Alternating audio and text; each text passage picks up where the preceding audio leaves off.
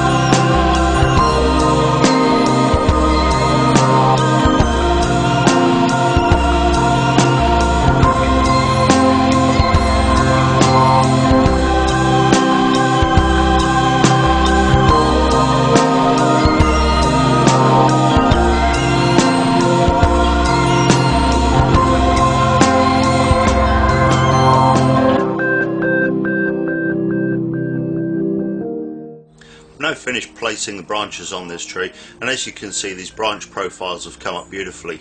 We've got nice small compact foliage on the top, all arranged neatly within the confines of the pad, and then underneath you can see this nice clean profile where we can just see the bottoms of the branches and the twigs and the supporting structure. That gives us two elements to the pad, which really does show some maturity in the tree. Now what we've got to do is turn our attention to cleaning up the soil here, because this really isn't particularly attractive.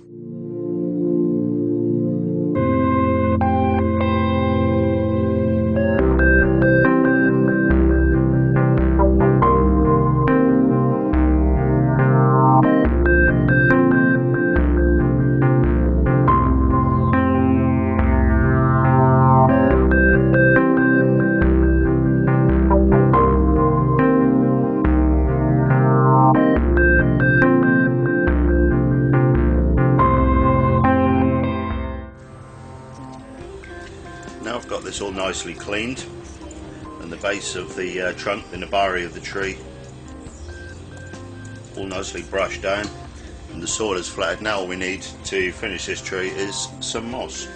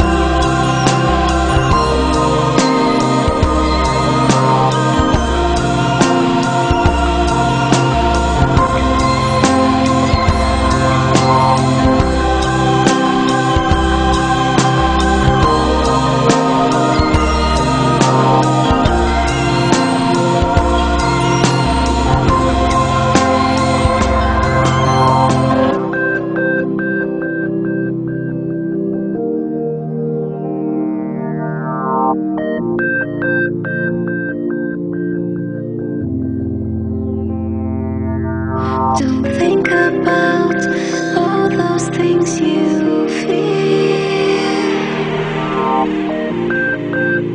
Just be glad to be here. Don't think about all those things you feel. Just be glad to be here. Just be glad to be here.